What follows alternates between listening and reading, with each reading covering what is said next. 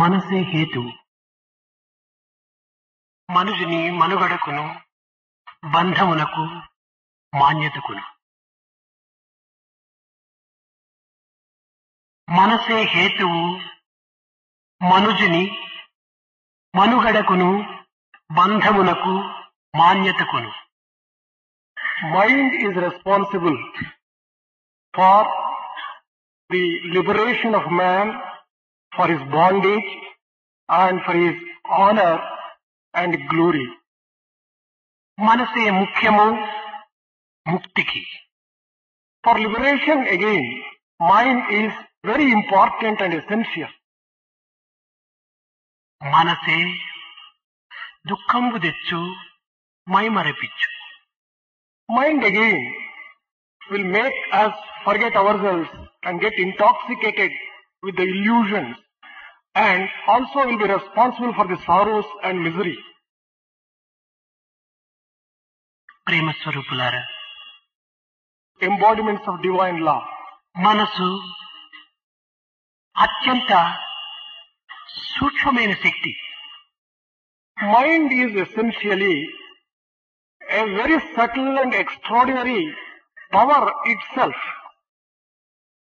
ఇది ఆహార పదార్థముల వల్లనే మనకు లభ్యమవుతుంది. Mind is formed on account of the food and whatever we take in as food.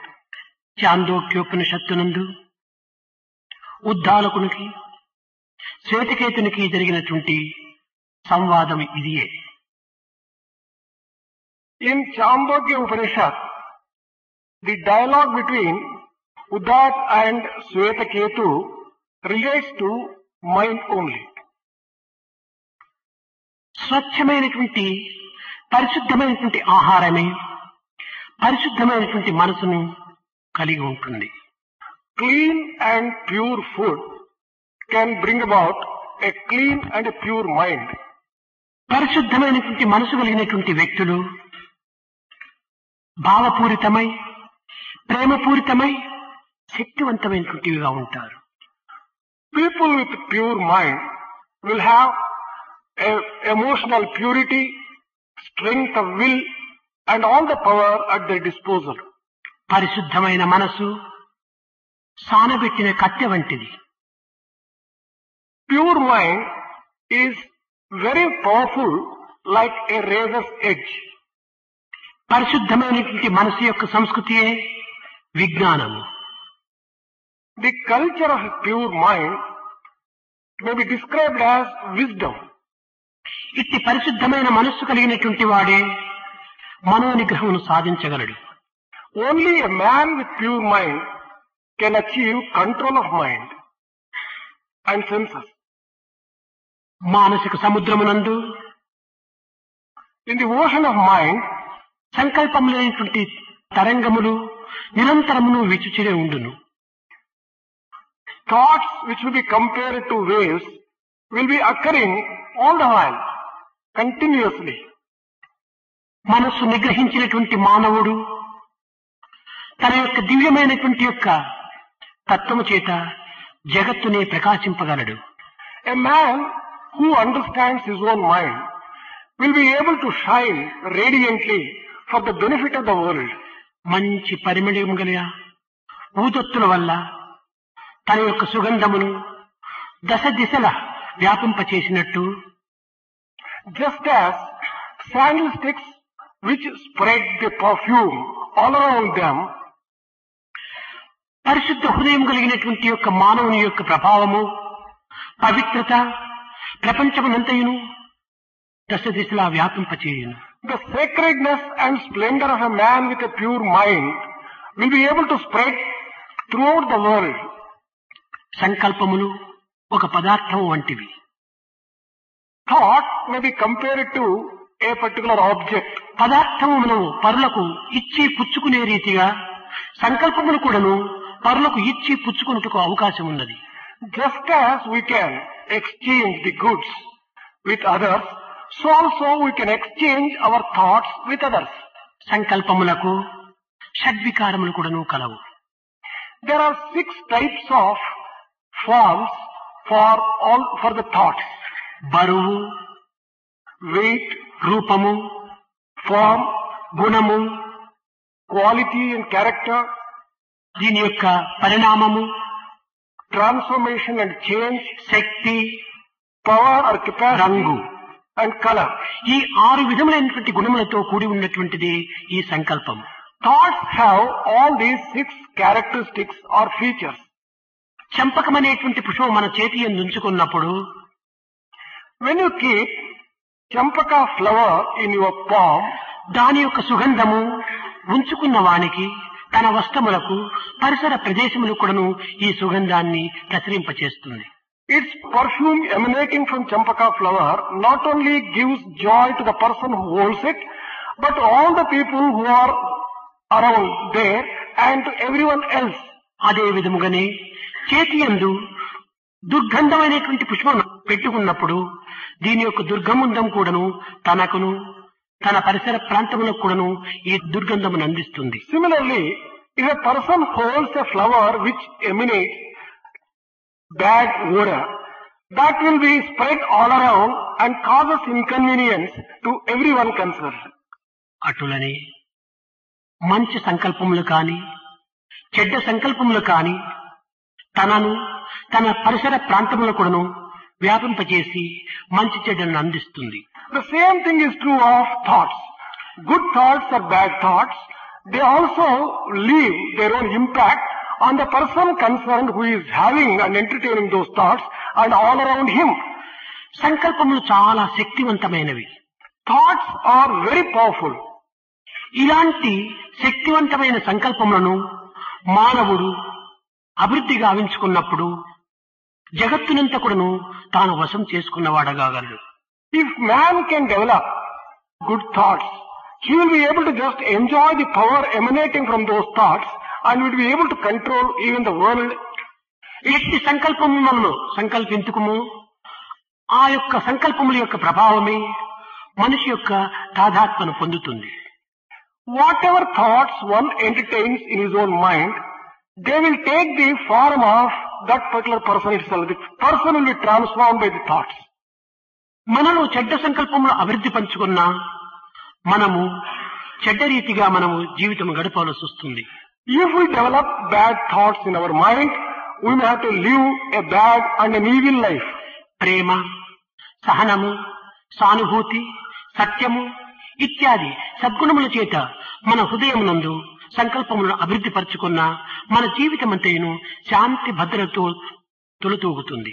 If we can develop good and virtuous thoughts in our own mind, based upon truth, compassion, sympathy, patience, etc., our life would be happy. క్రోధ, ద్వేష, అసూయ, డంబ, అహంకారాది ఇత్యాది దుర్గుణముల చేత మన సంకల్పములను అభివృద్ధి పరచుకున్న మన జీవితము దుర్గంధమైనటువంటి యొక్క దుస్థితిని పొందుతుంది. On the other hand, if we develop thoughts based upon hatred, anger, jealousy, ego sense, etc., our life would be miserable and also would make other people miserable. ఒక చిన్న ఉదాహరణము, One small example to illustrate this. మనకెవరైనా విరోధి ఉంటున్నారు అనుకోండి. Let us just presume that we have some enemy. విరోధిని గురించి వికారమైన భావములతోట మనం సంకల్పించుకున్నప్పుడు మన నుండి ఒక విధమైనటువంటి క్రోధము అనేటువంటిది వికారమైనటువంటి స్వరూపాన్ని ధరిస్తుంది. If we entertain bad or evil thoughts against such enemy, they will leave their own impact and make our own life a little crooked and ugly. మనకు విరోధమైనటువంటి భావములు మనలో సంకల్పించుకున్నప్పుడు మనమే విరోధమైనటువంటి యొక్క తాదాకారాన్ని పొందుతున్నాము. We get the form based upon the thoughts that we entertain, depending upon whether it is good or bad. అదే విధంగానే మన మిత్రులు, మన ప్రియులు ఎవరైనా ఉండినప్పుడు వారి గురించి మనము ప్రియవాక్యంగా ప్రియభావములతో మనం చింతించినప్పుడు మన హృదయం ఉప్పొంగి మనము అనేక విధమైనటువంటి ఆనందోత్సాహంతో మన తాదాత్మ భావన పొందుతాము. On the other hand, if we entertain good and useful, happy thoughts about our own relatives and about our own friends, that will give us a lot of joy and thrill, and we experience the encouragement and a lot of delight. ప్రేమను మన హృదయమునందు అభివృద్ధి పరచుకున్నా మన జీవితమే ప్రేమమయమైపోతుంది. If we develop love in our own heart, our life will become saturated with love, full of love. ద్వేష, అసూయ, అహంకారాది దుర్గుణములను మన హృదయమునందు అభివృద్ధి పరచుకున్న మన జీవితం అంతైకుడును దుస్థితిని పొందుతుంది. On the other hand, if we develop hatred, anger, jealousy, ego sense, etc., our life becomes to the same extent miserable and unhappy. వేరులు లోతుగా పాతుకొని పోయినటువంటి ఒక వృక్షమునందు కొమ్మలు కొట్టినప్పటికీ కొంతకాలం తిరిగి అవి చిగురిస్తూ ఉంటాయి. If you were to fell the branches of a tree which has left its roots deep inside the earth, again it will sprout. Cutting the branches will not remove the tree. ఆ వేర్లను తీసివేసినప్పుడే ఇందులో తిరిగి కొమ్మలు ఏమాత్రం కూడా చిగురించి అభివృద్ధి కానేరవు. Only when you pluck the tree from roots and take it out, then only it will be destroyed. అదే విధముగానే మన యందు ద్వేషము, అసూయ, అహంకారము ఇత్యాది వేర్లతో పాతుకొని పోయినటువంటి యొక్క ఈ జీవిత వృక్షమునందు కేవలం పైపై కొమ్మలు కొట్టినంత మాత్రమున ఇది చావవు. If the tree of our life has the roots of anger, hatred, jealousy and such other bad qualities, by merely treating our life externally, we cannot become happy. మనము తాత్కాలికంగా దుస్సంకల్పములను అణుచుకున్నంత మాత్రమున ఇవి అణుగునటువంటివి కావు. Temporarily, if we were to suppress our own bad feelings, it is not possible to eradicate them from our heart. ఈ సంకల్పములతో కూడినటువంటిదే మనస్సు కనుక మనస్సుని నిర్మూలము గావించడానికి ప్రయత్నించినప్పుడే మనకు తగినటువంటి శాంతి లభిస్తుంది. As the mind is associated and has these qualities, these thoughts as its roots, once you destroy your mind, you will be able to free yourself from the thoughts. సముద్రము ఉండినంత వరకు కెరటములు ఏమాత్రం కూడాను నిలువవు. As long as there is ocean, you cannot help having the waves. సముద్రమే మాయమైనప్పుడు ఈ కెరటములు కూడాను అంతర్ధానమైపోతాయి. If you want to remove the waves on a ocean, the best thing is to see that ocean disappears. అదే విధముగానే ఈ మనస్సు అనేటువంటి సముద్రమునందు సంకల్పములైనటువంటి తరంగములు నిరంతరము ఆవిర్భవించుతూ ఉండును కానీ ఇవి ఏమాత్రము అడిగి ఉండలేవు. Similarly, in the form of thoughts, the waves on the ocean of mind, they will be continuously coming as long as there is mind. సంకల్పములు మనలో ఆవిర్భవించిన తక్షణమే దానిని హతమార్చుటకు తగినటువంటి కృషి చేయాలి. As long as thoughts take their own shape in our mind, we should take steps to see that they are eradicated. దుస్సంకల్పములు అనేటువంటివి మరింత ఉత్సాహముల చేత పైకి ఉబ్బుతూ ఉంటుంటాయి. Bad thoughts will be coming up with all force and with all enthusiasm. విరోధులు సొరంగం ద్వారా మన యొక్క కోటలో ప్రవేశించినప్పుడు ఒక్కొక్క శిరస్సునే ఖండించి పారవేసినప్పుడే ఈ యోధులు అనేటువంటి వారు ఈ యొక్క కోటలో ప్రవేశించడానికి వీలు ఉండదు. If the enemies were to enter into the fort, what we'll have to just do is we'll have to cut the heads of each one of them so that they would not find any room and place in the అదే empire. విధంగానే దుస్సంకల్పమైనటువంటి యొక్క మన యొక్క విరోధులు హృదయములో ఒక్కొక్కటిగా వచ్చిన తక్షణమే దానిని త్రుంచివేయడానికి తగిన కృషి చేయాలి. Similarly, when bad thoughts, which are our real enemies, make their entry into our heart, we'll have to take them out one by one and see that they are completely ఈ destroyed. దుస్సంకల్పమే మానవుని యొక్క మహత్తరమైనటువంటి శక్తిని కేవలం కోల్పోతున్నది. It is these very bad thoughts which diminish the extraordinary power which man has at his command. ఈ సంకల్పములే మానవత్వాన్ని మసిచేయుచున్నవి. It is these bad thoughts which are ruining the humanity in human beings. కనుకనే మొట్టమొదట దుస్సంకల్పములను ఏ క్షణమైనా కూడాను మన యొక్క హృదయం నందు చొరనివ్వకుండా చూసుకోవాలి. Therefore, we have to take steps to see that no bad thought ever enters into our heart.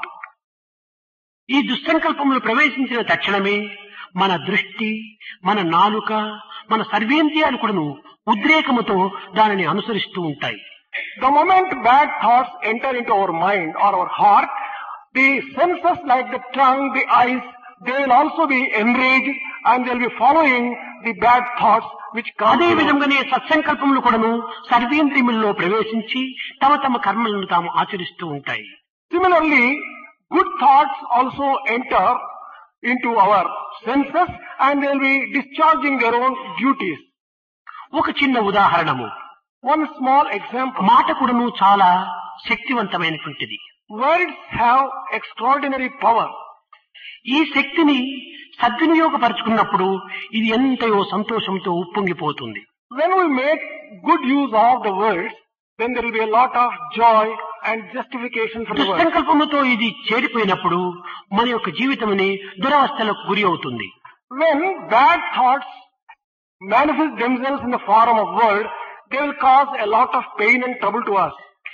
వేదో స్వరూపోహం అని ఒక మంత్రం ఉంది. There is a mantra వేదము నా యొక్క స్వరూపమే, which says that Veda is my very form. శివోహం నేనే శివుడిగా ఉన్నాను.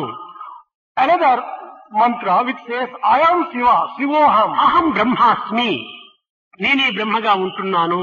Another one which says I am Brahma, Aham Brahmasmi. తత్ త్వం అసి అది నేనుగానే ఉంటున్నాను. Another which says that I am that.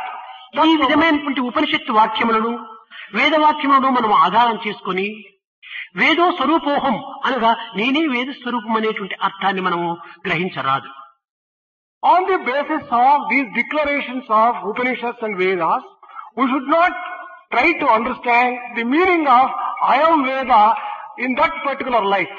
ఈ వేదము యొక్క పవిత్రమైనటువంటి ఈ యొక్క సూక్తులు సూత్రములు కూడాను బ్రహ్మతత్వాన్ని గుర్తించుకునే నిమిత్తమై ఉదాహరించినటువంటివే కాని నేనే బ్రహ్మమనేటువంటి యొక్క సత్యంతో అహంకారంతో వెర్రవీగటం కోసం కాదు. These declarations and injunctions of Veda only help us to realize what Brahman is and what God is. But merely repeating these things will not really mean that we have achieved the ultimate. కనుక ప్రతి ఒక్క వాక్యమునకును శక్తి వాక్యమని శక్తి వృత్తి అని Every word and every sentence has its own power. ఉదార వృత్తి అని ఉంటున్నవి.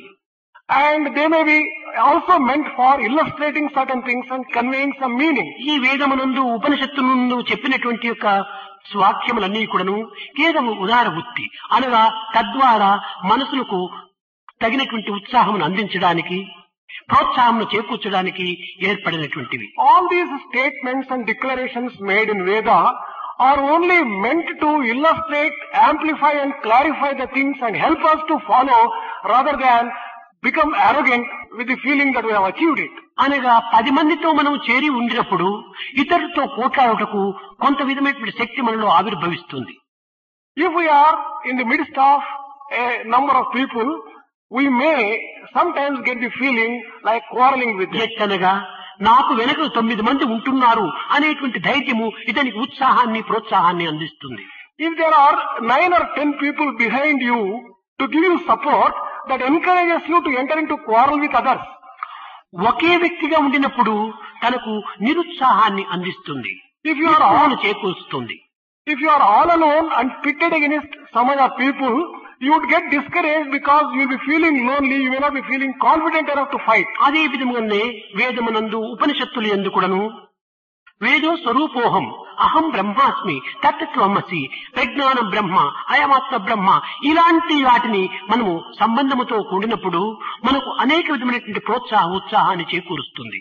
Similarly, the Vedic injunctions and declarations like Aham Brahmasmi, Tattvamasi, Ayamatma Brahma, all these things will help us, give us some support to face the situation and to understand the divinity. అదే విధానములో దుర్గుణ సంపర్కము దుర్వార్తల యొక్క సంపర్కమును కూడినప్పుడు మనకు నిరుత్సాహాన్ని నిస్పృహను చేకూరుస్తుంది. Similarly, when we are in the midst of bad company and bad thoughts, they will give us a lot of discouragement and they will cause certain amount of despair and despondency. అదే వాక్యము ఛీ దుర్మార్గుడా అన్నప్పుడు మనలో ఒక విధమైనటువంటి క్రోధము బయలుదేరుతుంది. If a person were to address us, oh wicked person, we are likely to be enraged. అన్నప్పుడు మనలో మరింత ఉద్రేకం ఏర్పడుతుంది. In the same way, if another abusive word is used, we will become more angry with that and excited about it. ఇది వాక్యం యొక్క శక్తి వృత్తి. This is the inherent power and capacity. వాక్యము చేతనే మనలో ఉద్రేకములు గాని ఉల్లాసములు కాని చేకూరుతూ ఉన్నాయి. Whether it is excitement or encouragement, we get only by use of proper words. అదే విధంగానే మన యొక్క నేత్రములు ఎందుకుడను చెడ్డది మనం చూచినప్పుడు లేక మన యొక్క శత్రువులను మనం చూచినప్పుడు మన యందు ఒక విధమైనటువంటి ఉద్రేకము ఉప్పొంగిపోతుంది. Similarly, when we look at our enemies or bad things through our eyes, there will be a corresponding excitement generating in our own mind. మనము ప్రియమైనటువంటి మిత్రులను మన తల్లిదండ్రులను చూసినప్పుడు మనలో ఆనందము అభివృద్ధి కొంచెం చెందుతుంది. On the other hand, if we were to just see our own beloved parents or our own ఈ friends, ఆనందమునకు ఈ యొక్క ఉద్రేకమునకు కారణము మన దృష్టియే. be it for our own joy and delight or our own anger, it is only the words which are responsible. కనుక మనకి ఈ పంచేంద్రియములంతా కూడాను కేవలం మనస్సు ద్వారానే ఏర్పడినటువంటివి.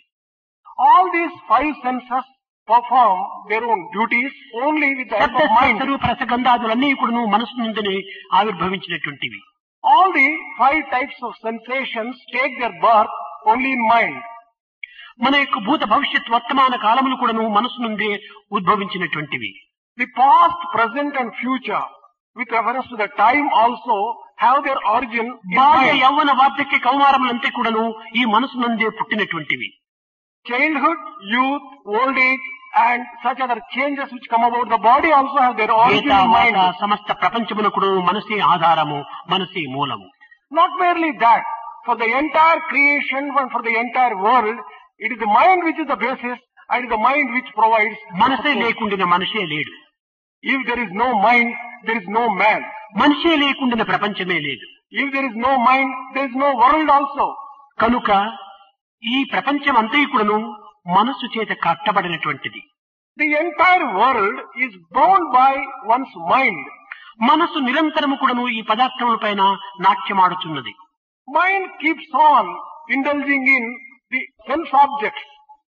మనస్సు నిరంతరము ఈ వ్యక్తులపైన నాట్యమాడుచున్నది. It also gets attached to various types of people it comes across. మనస్సు నిరంతరము కూడాను విషయములపైన నాట్యమాడుచున్నది. Mind also indulges in all sorts of thoughts relating to matter and the objects. కనుకనే సమీపంలో ఉన్నటువంటి వస్తువులు దూరముగా ఉండినట్టు, దూరముగా ఉండినటువంటి వస్తువులు సమీపంగా ఉన్నట్టు మనకు కనిపించుచున్నాయి. It is the mind which causes us to think as things which are very near as very far, things which are very far as very near. కారణమేమిటి? ఈ వస్తువుల పైన తాను తాండవం ఆడటం చేతనే సమీపమునందున్నటువంటి వస్తువు దూరమైపోతున్నాయి, దూరమునందున్నటువంటి వస్తువులు సమీపానికి వస్తున్నాయి. It is an account of the importance which mind gives to the objects. Either they become distant or near, not because of the physical nearness or physical distance. కనుకనే మనస్సే మనకు వియోగ సంయోగములకు మూల కారణం. Be it for the attachment and for the separation or for coming together, it is the mind which is మనసే responsible. మన సుఖ దుఃఖములకు మూల కారణము.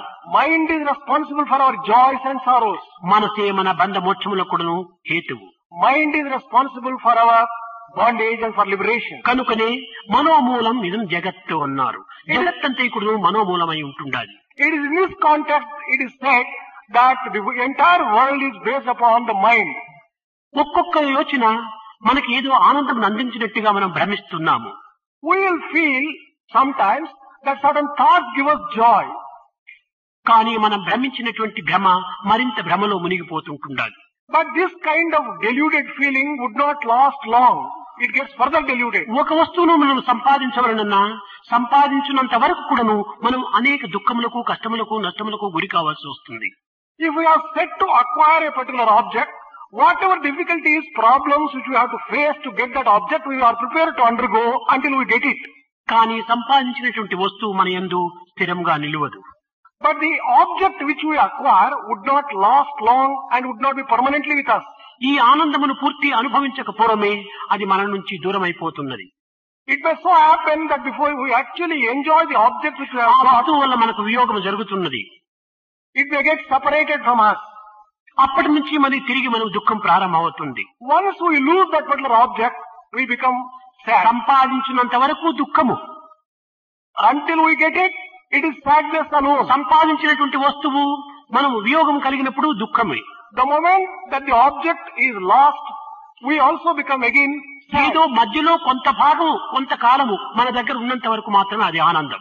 It is only for the short transitory period when it is with us, we are happy. ఆనందమున కంటే దుఃఖమే అధికంగా ఉంటుండాలి. When we see this, it is sorrow is greater in quantity than joy. వస్తువు మనకు లభించినంత వరకు దుఃఖమే, లభించిపోయిన తర్వాత దుఃఖమే. రెండు దుఃఖములకు మధ్యలో ఉండినటువంటిది క్షణభంగురమైనటువంటి సుఖం. Until we get the object, there is struggle and sorrow. Once we lose the object, again there is sorrow. Between two sorrows, there is one joy. అట్టి క్షణభంగురమైనటువంటి యొక్క క్షణికమైనటువంటి యొక్క సుఖమునకై మన యొక్క జీవితమును అనేక విధములుగా కూడాను మనము పెడమార్గమును పట్టించుకుంటున్నాం. For such a small fleeting joy, we are unnecessarily wasting our life and time on that particular object.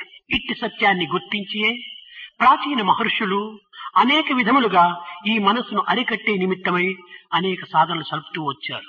Realizing this truth, the ancient sages took all the steps to control their mind.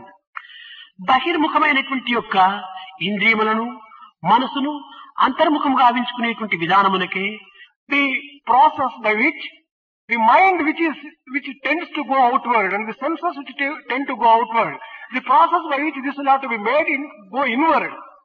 దీనిని This particular process ఒక తంత్రము అన్నారు. is described by దీనిని ముద్ర అని కూడాను పిలుస్తూ వచ్చారు. the word tantra or by mudra. ఈ ముద్రలు 5 విధములుగా ఉంటున్నాయి. These mudras are 5 types. కేచరి Mudra ఒకటి, One is Keshani mudra. భూచరి Mudra, Second one is Bhuchani mudra. మధ్యమ Mudra, The third one is Madhyama mudra. Shanmukha Mudra, Fourth one is Shanmukha mudra. Shambhavi Mudra. Shambhavi mudra. ఈ 5 ముద్రల చేతనే ఇంద్రియములను మనస్సును అంతర్ముఖం గావించుకోవటానికి తగిన కృషి చేస్తూ వచ్చారు. It is with the help of these 5 mudras the ancient rishis tried to introvert their mind and their senses. కేచరి Mudra, The first one is Kechari mudra. ఇది ప్రప్రథమంలో చాలా ప్రధానమైనటువంటిది. In the beginning, this particular mudra is very important. దృష్టిని 2 కనుసొమ్మల మధ్య అనగా భ్రూమధ్య స్థానం నందుంచి Concentrating our vision in between 2 eyebrows. మనస్సును కూడాను అక్కడే ప్రతిష్ఠించి Establishing our mind there itself. ధ్యానం సలిపినప్పుడు When we undertake to do meditation, చూపు రూపు ఏకమై స్వస్వరూపాన్ని అనుభవించడానికి అవకాశం ఉంటుంటాడు. the vision becomes one with the form and you will be able to enjoy your own real form and nature. అనగా మన యొక్క చూపును కన్నులు తెరుచుకొని మనం భ్రూమధ్య స్థానం నందు ఉంచుకోవచ్చు. By keeping our eyes open, we may concentrate our vision. లేక కన్నులు మూసుకొని మన దృష్టిని భ్రూమధ్య స్థానం నందు ఇమిడ్చవచ్చు.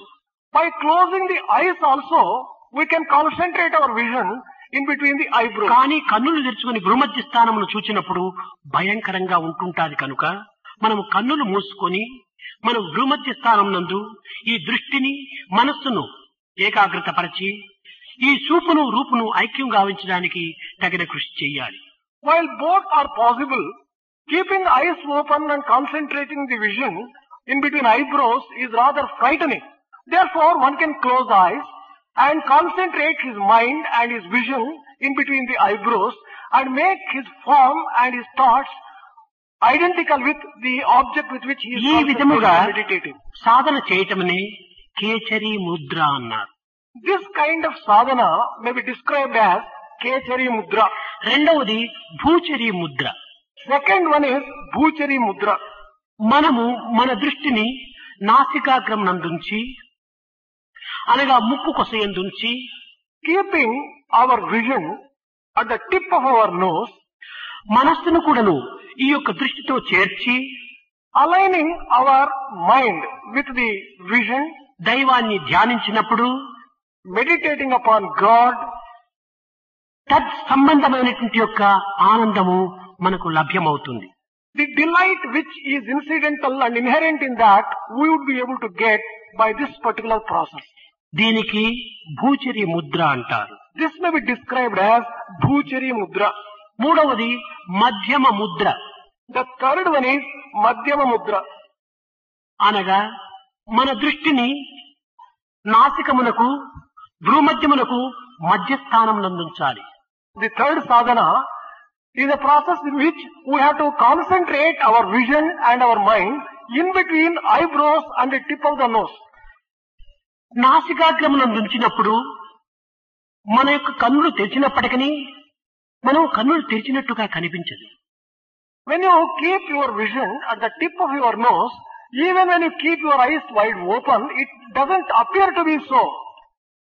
మన కన్నులు రెండు, Our eyes are two, మన చెవులు రెండు, our ears are two. మన ముక్కును యొక్క రెండు రంధ్రములు There are two బంధించి controlling the two eyes, the two ears and the two nostrils of the nose. మన యొక్క దృష్టిని భ్రూమధ్య స్థానం నందుంచాలి. Keeping our vision between the eyebrows, అనగా రెండు చెవులు బంధించటం, controlling and closing రెండు కన్నులు బంధించటం, two eyes, two ears. ఇది షణ్ముఖ ముద్ర. రెండు కన్నులు, రెండు ముక్కు రంధ్రములు, రెండు చెవులు కూడా పూర్తి బంధించి With the help of your two hands, you have to plug your ears and close your nose and close your eyes. 7 నిమిషములకు ఒక్క పర్యాయం శ్వాసను తీసుకోవాలి. You have to inhale once in 7 minutes. ఈ విధముగా ఒక నెల రోజులు మనం సాధించినామంటే క్రమక్రమేణా అది అభ్యాసంగా మారిపోతుంది. శ్వాస యొక్క ఒత్తిడి కానీ బాధ కానీ మనకి ఏమాత్రము కనిపించదు. If we can practice for 1 month and achieve success in this particular way, it will become a habit. There will be no pressure for breath and there will be no ఈ problem. విధముగా చేయటం చేత మనో ఇంద్రియములు రెండు కూడా అంతర్ముఖమైపోతాయి. Once you undertake this particular sadhana, mind and senses will automatically become దీని inward. యొక్క అంతరార్థం ఏమిటి? What is the real inner significance అనగా of this? ఈ ప్రపంచం యొక్క అనేక విధములైనటువంటి శబ్దములు మనం వినటం చేతనే మన మనస్సు మరింత ఉద్రేకంగానో లేక ఉల్లాసంగానో ఈ రెండింటియో ఏదో ఒక విధమైన మధ్య మార్గమును అనుభవిస్తూ ఉంటారు. The inner significance is when we go on hearing a number of words uttered by others, there will be a response from our heart. It may be excitement, it may be joy, or it may be in between these two. మన నేత్రములు ఏదో కొన్ని వస్తువులను, కొన్ని విషయములను, కొన్ని వ్యక్తులను చూచినప్పుడు ఆ విధంగా కూడా మన యొక్క మనసులో కొంత ఉద్రేకము, ఉల్లాసము లేక మధ్యమ మార్గమును అనుభవిస్తుంటారు. Similarly, when we come across persons and look at them, there may be 3 types of responses. One type of response may be excitement and anger, another delight and joy, the third one in అదే between. విధంగానే కొన్ని దుర్గంధము సుగంధములో మనం చూచినప్పుడు ఆ దుర్గంధ సుగంధము ఇచ్చేటువంటి పదార్థం ఎక్కడ ఉన్నది అనేటువంటి యొక్క సంకల్పముల చేత ఈ మనస్సును మరింత కలవలపరుస్తూ ఉంటాయి. The same thing is true of smell. And when we get the smell, the mind gets disturbed and tries to find out from where this smell emanates, be it good smell or కనుకనే bad smell. దృశ్యమును, శ్రవణమును, శబ్దమును, గంధమును అరికట్టుకున్నప్పుడు మనసు అంతర్ముఖమవుతుంది అని దీని యొక్క అంతరార్థం. The inner meaning of this is the sight, the sound, the smell and the touch. All these things when you control, mind gets introverted. కానీ and Eenadu goes inside. మన యొక్క శబ్దము, మన యొక్క నేత్రము, మన యొక్క శ్రోత్రము, మన యొక్క వాసన నిరంతరము కూడాను ప్రపంచం పైన ప్రసరిస్తూ ఉంటుండాలి. But today what is happening is, all our sense organs like eyes, ears, nose and the tongue are continuously going extrovert and ఎక్కడో reaching మనకు outside world. తెలియకుండా ఏదో ఒక చెట్టు కింద ఎవరో మాట్లాడుతుంటే మెత్తగా అక్కడ ప్రవేశించి ఏమిటి మాట్లాడుతున్నావు అది వినాలని ఆశపడతాం. For example, if 2 persons who are talking something under a tree, we get curious and go there and ask, what are you talking? ఈ శబ్దములు మనము శ్రవణము చేయటం చేతని మనస్సు యొక్క వికారములు మరింత అభివృద్ధి చెందుతున్నాయి. How does this happen? By hearing these words through our ears, our mind gets disturbed and gets curious ఎవరో about ఒక things. కొత్త వ్యక్తి వచ్చినాడంటే వారి దగ్గరికి వెళ్లి వారితో మాట్లాడి వారి యొక్క క్షేమ సమాచారంలో వారి యొక్క స్థితిగతిలో విచారించడం మనకు ఒక దుర్వాసన, ఒక దురభ్యాసం. Another bad habit with us is the moment we sight a stranger, we go to him, ask him all about his details and biographical details, and then we unnecessarily get interested అనగా in people. ప్రతి ఒక్క విషయాన్ని కూడాను మనం విచారించటము, దాన్ని తగినటువంటి యొక్క యథార్థ స్థితిని కనుక్కోవటము మనకు ఒక విధమైనటువంటి దురభ్యాసంగా ఉంటుండాలి. In this way, we have the bad habit of getting interested in all sorts of things and all sorts of people unnecessarily. ఏదో ఒక దారిలో మనం వెళుతున్నప్పుడు ఏదో ఒక దుర్గంధం వచ్చింది, మనం తప్పక త్వరలో తప్పించుకొని ముందుకు పోదాం. Suppose we are going on the road, we get a bad smell from some place. We can just avoid and walk fast and save ourselves from అప్పుడు that. మనం చేయటం లేదు. ఎక్కడ ఈ దుర్గంధం, ఆ పొదవ ఏమైనా తెచ్చిందా, ఈ రాతి కింద ఏమైనా ఉందా, అనేక రకాలుగా మనం పరిశోధన చేయడానికి ప్రయత్నం చేస్తాం. But actually what we do is, we don't simply avoid and walk fast and save ourselves from that. We evince a lot of interest to find తద్వారా out from where మనస్సు యొక్క వికారములు మరింత పెరిగిపోతూ ఉంటున్నాయి. the smell comes, and on account of this, the mind gets unnecessarily agitated and goes into the external దృష్టి, world. శ్రవణ, వాసనల చేతనే మన యొక్క సంకల్పములు మరింత వికారమైనట్టుగా అభివృద్ధి చెందుతున్నాయి. It is the sight and the hearing and the smell. These three are mainly responsible for all the agitations and the excitement in కనుక the mind. సాధ్యమైనంత వరకు కూడాను మనము ఏదో కొంతవరకు శబ్దమును కంట్రోల్ చేసుకోవటానికి, అరికట్టుకోవటానికి, అదుపులో పెట్టుకోవటానికి తగిన కృషి చేయాలి. Therefore, we have to make every effort to keep under control the words that we use. ఈ విధమైనటువంటి యొక్క 6 ఇంద్రియములను మనం గట్టిగా మూసుకున్నప్పుడు అక్కడ నాద బిందు కళ మనకు వినిపిస్తుంది. If we can have control over these 5 senses, then there will be a delight which will be coming in the form of. ఇప్పటికిప్పుడే మీరు కనిపెట్టుకోవచ్చును. ఒక్కతూరి చెవులు గట్టిగా మనం మూసుకుంటే లోపల ఓ అనేటువంటి శబ్దం మనకి వినిపిస్తుంటాది. You can try for yourself even now. If you were to plug your ears deeply, you will be getting a sound from within which is Om. ఇది ఏ కించిత్ చిన్న రంధ్రం ఉండినప్పటికీ అందులో ఏదో ఒక విధమైనటువంటి శబ్దంగా ప్రణవనాదమే వస్తూ ఉంటుంది. Anywhere, any hole, if you were to just observe keenly, you will be getting pranava sound from that hole. మనం ఈ తలుపులు కిటికీలు అన్ని బంధించినప్పుడు పెద్ద గాలి వీస్తే ఏదో తలుపులో చిన్న రంధ్రం ఉంటే అక్కడ నుంచి ఓం అని శబ్దం వస్తుంటుంది. Suppose all the windows and the doors of this auditorium are closed tight. If there is a small hole, if the breeze flows through that hole, you get this sound Om. అదే విధంగానే ఈ దేశం అనేటువంటి భవనమునకు దశేంద్రియములు అనేటువంటి యొక్క ద్వారములు ఉంటున్నాయి. Similarly, for this particular mansion of the body, there are 10 such holes. ఇందులో ప్రధానమైనటువంటివి ఈ 4. Of these 10, చెవులు, four are very ముక్కు, important. కన్నులు, నోరు. The ears, the eyes, the mouth and the nose. ఈ 4 మనం బంధించినప్పుడు అంతర్ముఖమైనటువంటి యొక్క నాదు బిందు శబ్దం మనకు వినిపిస్తుంది. If we close all these 4 sense organs and openings, then we get that Omkara ఈ యొక్క Shabda. శబ్దమునకు ఆవలనే ఉంటున్నది ఆత్మ ప్రకాశము. Beyond this particular sound, you get the radiance of Atma and the కనుకనే splendor of Atma. నాదు బిందు కళాతీత నమోన్నమో అని భగవంతునకు ఈ విధమైనటువంటి స్తోత్రం చేసుకుంటూ వచ్చారు. That is why God has been described as the one who is found beyond this Omkara Shabda and sound. కనుక ఈ యొక్క షణ్ముఖ ముద్రలో ఉండినటువంటి యొక్క ప్రభావము నాదు బిందు శబ్దాన్ని మనకు వినిపింపచేయటమే. This Shanmukha Mudra, if we practice, will enable us to hear that Nadu Bindu Shabda. ఈ శబ్దమును మనం ఏకాగ్రత చేసినప్పుడు ఈ బహిర్ముఖమైనటువంటి యొక్క ఇంద్రియములు మనస్సు అంతర్ముఖమైపోతుంది. If we concentrate our mind on this Nadu Bindu Shabda, then the mind and the senses will get introverted and go inward. మనస్సును అరికట్టడమే దీనినే మోక్షము అన్నారు. Moksha or liberation actually means it is the control of mind. మనసే ముక్తికి ముఖ్యము. ఈ ముక్తికి మనసే ముఖ్యము. అది ఎలాంటి మనసుగా ఉంటుండాలి? సత్సంకల్పములతో కూడిన మనసుగా ఉండాలి. Mind is essential for obtaining liberation. But what type of mind should you have? Mind associated with good and sacred thoughts. Mind అన్నా, చిత్తమన్నా, సంకల్పమన్నా 3ంటికి పరిణామ పదములే. Mind chitta, sankalpa, these are all synonyms. దుస్సంకల్పముల చేత, దుర్భావముల చేత, దుశ్చింతన చేత, దుష్టవనం చేత కూడినటువంటి దాన్ని మనస్సు అన్నారు. Mind is one which is associated with bad thoughts, bad thinking, bad feeling, and all the things that are bad. పవిత్రమైన భావముల చేత, పవిత్రమైన శ్రవణము చేత, పవిత్రమైన దృశ్యము చేత కూడినటువంటి దాన్ని చిత్తము అన్నారు. Good thoughts, good mind, good sight, things which are associated with goodness, that is described as chitta. ఇది పవిత్రంగా పరిశుద్ధంగా ఉంటున్నప్పుడు ఇది వస్త్రము అన్నాం.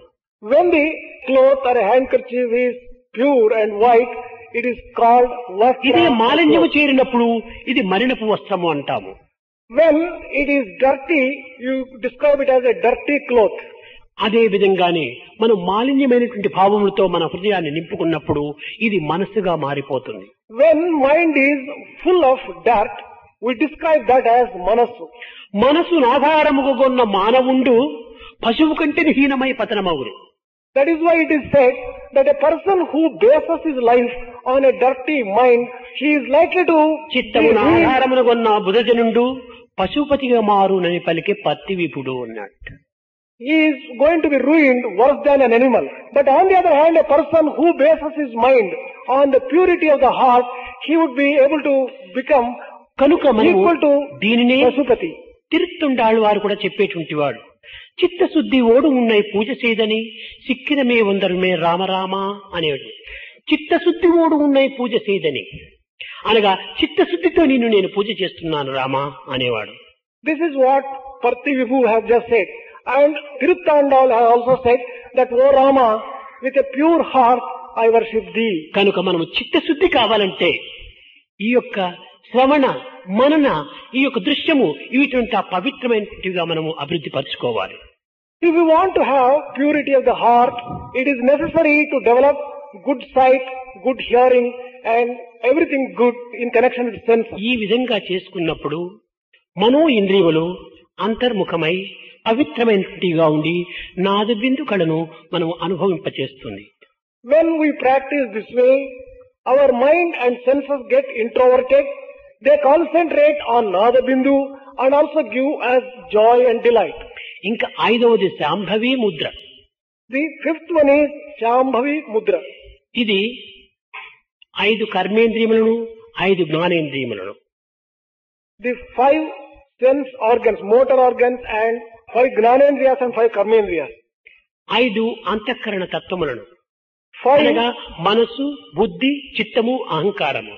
5 Antakarana Tattvas, mind, intellect, chitta, and ahankara. ఈ యొక్క 14ను కూడాను మనము అంతర్ముఖం చేసుకోవాలి. These 14 will have to be turned inward. ఇది ఏ విధంగా చేసుకోవటం? How to turn all these 14 inward? ఈ అహం అనగా మనసు, బుద్ధి, చిత్తము, అహంకారము అనగా అహంకారము, చిత్తము, బుద్ధి, మనసు ఈ విధంగా దానిని క్రమక్రమేణా మన హృదయంలో ప్రతిష్ఠింప చేసుకుంటూ రావాలి. How to practice this particular thing? There are 4: Manasu, Buddhi, Chitta, Ahankara. Mind, intellect, and Chitta and Ahankara. అహంకారాన్ని నిర్మూలన చేసినప్పుడు చిత్తశుద్ధి కలుగుతుంది. If you were to destroy Ahankara and ego sense, then there will be purity of heart. చిత్తశుద్ధి కలిగినప్పుడు బుద్ధి వికాసం ప్రకటిస్తుంది. If there is purity of heart, there will be intellectual illumination. బుద్ధి ప్రకాశంగా ఉంటున్నప్పుడే మనసు పరిశుద్ధంగా ఉంటుంటాడు. When you have an illuminated intellect, there will be purity of the mind. ఈ పరిశుద్ధమైనటువంటి మనసే ఈ యొక్క కర్మేంద్రియ జ్ఞానేంద్రియముల రెండింటిని కూడా వశం చేసుకుంటుంది. Such a pure mind will have a complete control over 5 Panchendriyas. కనుక and మొట్టమొదట Gnanendriyas. అహంకారాన్ని మనం నిర్మూలన చేసుకోవాలి. అహంకారం కూడాను ఒక సంకల్పముల యొక్క ప్రభావమే. Egotism also has its base on the base of thoughts. ఏదో కొంత ఆస్తిని పట్టి అహంకారపడవచ్చు, ధనమును పట్టి, Some people may be egoistic on account బలమును of పట్టి అహంకారపడవచ్చు, on the base of their wealth, their strength, సౌందర్యాన్ని పట్టి అహంకారపడవచ్చు, on their beauty, విద్యను పట్టి అహంకారపడవచ్చు, on account of the education that they have, తన యొక్క మేధాశక్తిని బట్టి అహంకారపడవచ్చును. on account of his intelligence, he may be very కానీ arrogant. ఈ అహంకారములు దుర్వాసనలతో కూడినవి. But this particular ego sense is associated with bad thoughts. ఏ మానవుడు కాని ఈ జగత్తునందు ఈ దశేంద్రియములకు లొంగనటువంటి వాడు కనిపించడు. In the entire world, you can't have one person who is not under the control of these 10 sense కనుక ఈ organs. దశేంద్రియముల నుంచి మనం దూరం కావాలనుకున్నప్పుడు పవిత్రమైనటువంటి యొక్క భావములను అహంకార నిర్మూలతను మనం చేకూర్చుకోవాలి. If you want to have control over these 10 senses, then you have to just have sacred thoughts and చదువు, సంస్కారము, మేధాశక్తి మూడు ఉంటున్నాయనుకోండి. there are 3: education, culture and intelligence. కానీ నా చదువు, నా సంస్కారము, నా తెలివితేటలు వృధా చేసుకోవటం ఇది సరైనది కాదు కదా అని కొంతమంది మేధావులు భావిస్తుంటారు.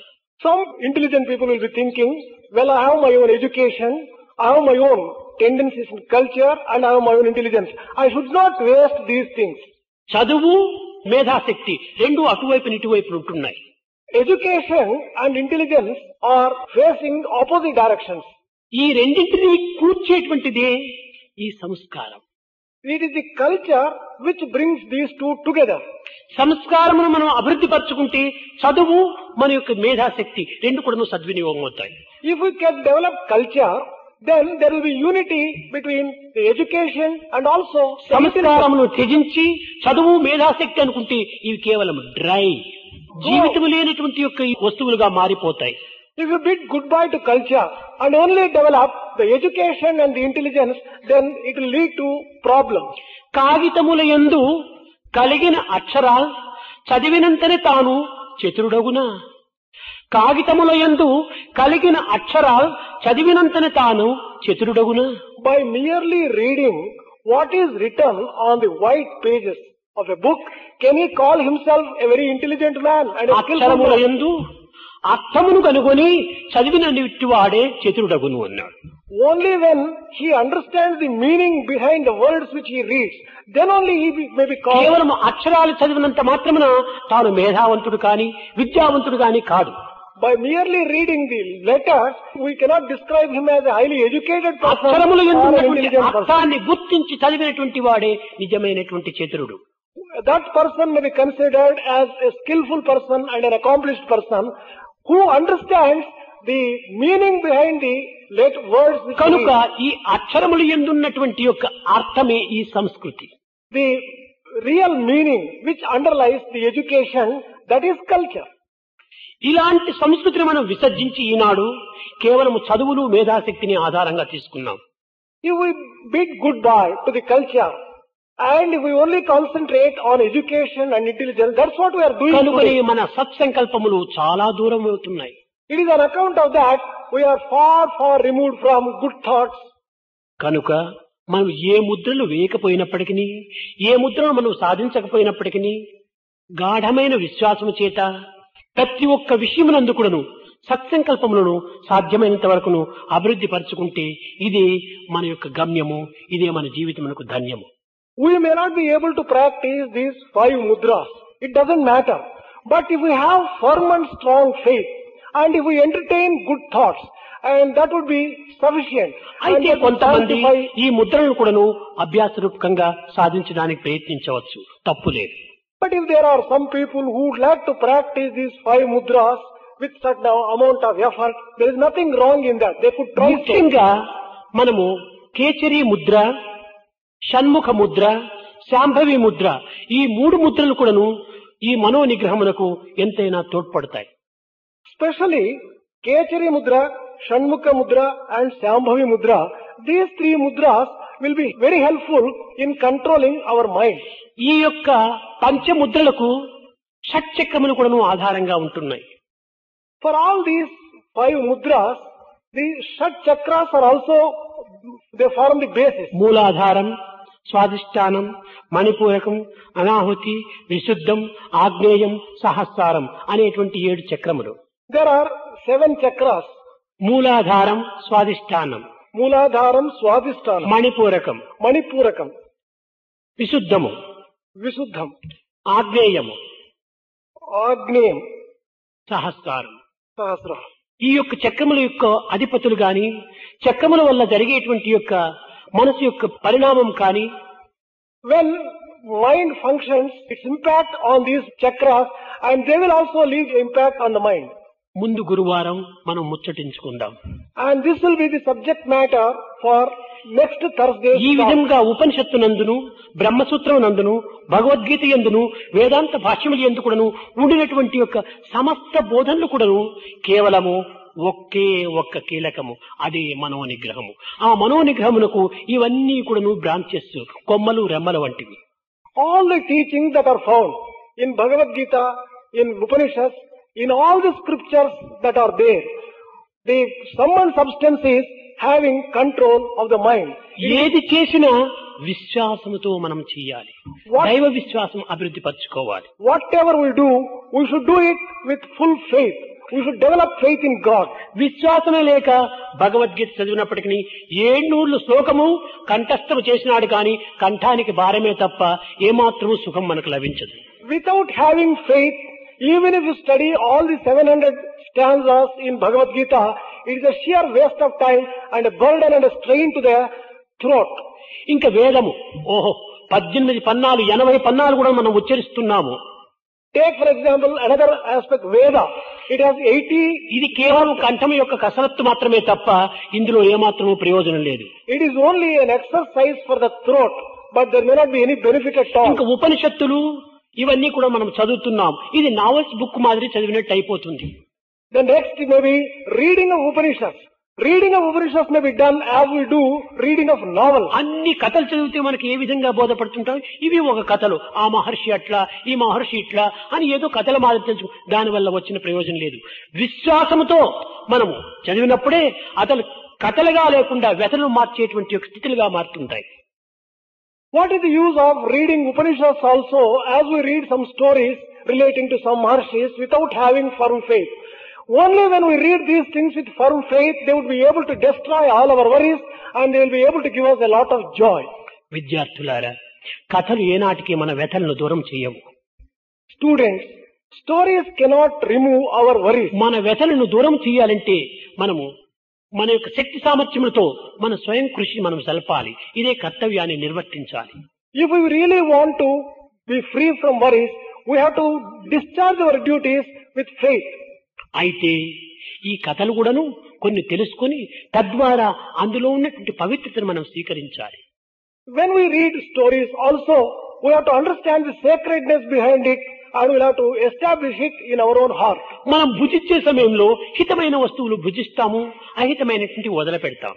When we are partaking food, we take food which we like, which is tasty, and which we కొన్ని discard పండ్లు other రంప food. బుట్ట ఎందు ఉన్నప్పుడు మంచి పండ్లు భుజిస్తాము, కుళ్ళిన పండ్లు పారవేస్తాము.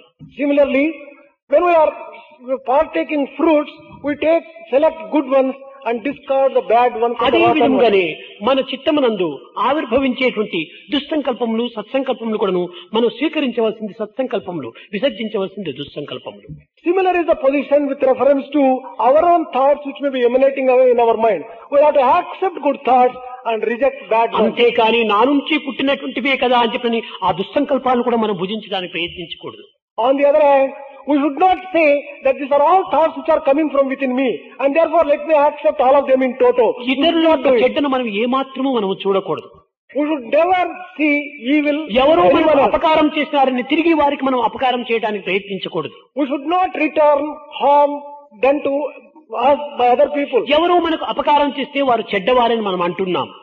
If anyone harms us, we call that person as an నీవు evil తిరిగి person. అతనికి అపకారం చేస్తే నీవు మంచివాడు ఎట్లా అవుతావు? నీవు చెడ్డవాడే అవుతావు. If you harm another person, will you not be a wicked person because you are doing something harmful? నీకు అపకారం చేసినటువంటి వాడిని నీవు ఉపకారం చేస్తూ పోతే అదే నీ యొక్క మంచితనం ఉంటుండాలి. If you can do good in return for evil done to you, then only you can be described as a good person. కనుక మనలో మంచిని మనం అభివృద్ధి పరచుకోవాలి. Develop goodness in yourself. దీని వల్లనే దైవత్వం మనకు ప్రాప్తిస్తుంది. Only through that we will be able to attain Be good. divinity. Do good and see good. This is the way to Swami.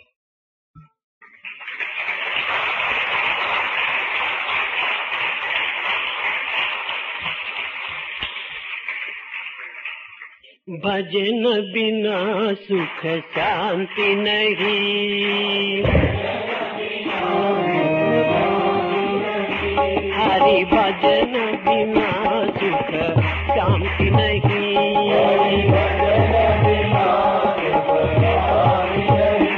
Hari नाम बिना आनंद नहीं,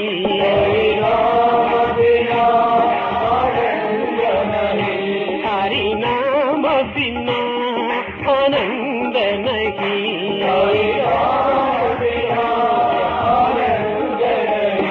प्रेम भक्ति बिना उद्धार नहीं,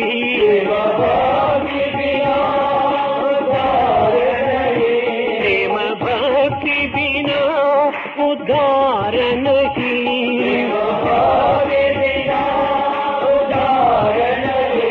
हरि भजन बिना सुख शांति नहीं,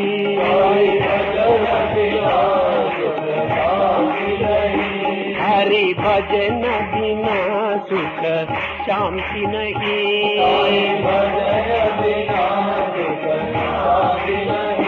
जप ज्ञान बिना संयोग नहीं, जप ज्ञान बिना संयोग नहीं, प्रभु दर्श बिना प्रज्ञान नहीं,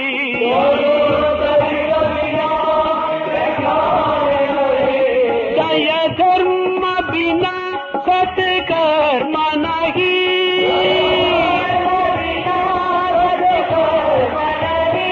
भगवान बिना कोई अपना नहीं,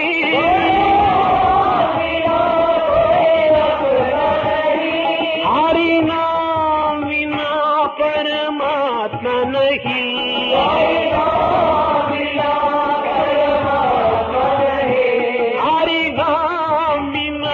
परमात्मा नहीं,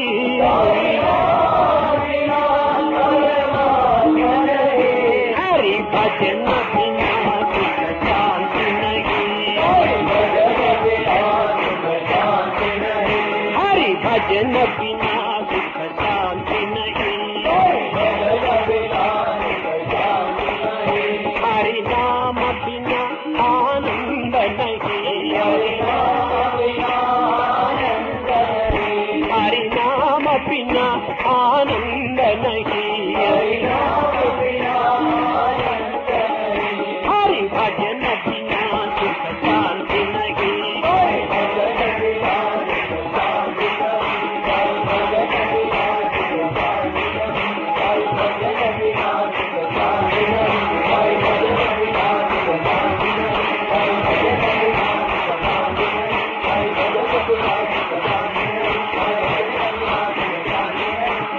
हरि नाम बिना आनंद नहीं, हरि भजन बिना सुख शांति